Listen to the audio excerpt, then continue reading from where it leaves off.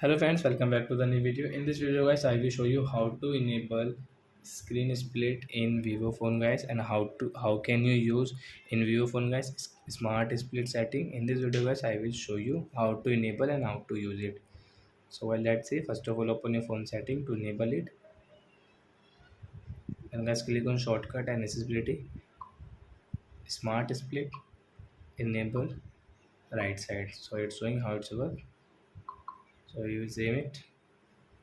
So example for guys, we will take YouTube as three finger.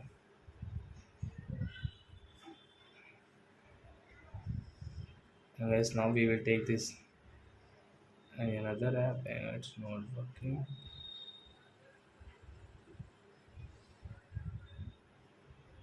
So you can use the two finger guys.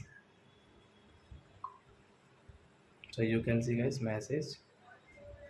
So one more app guys.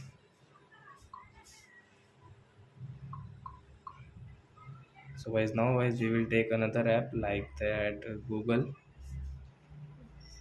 So we will take Google. So you can use Google with YouTube guys. You can set from here.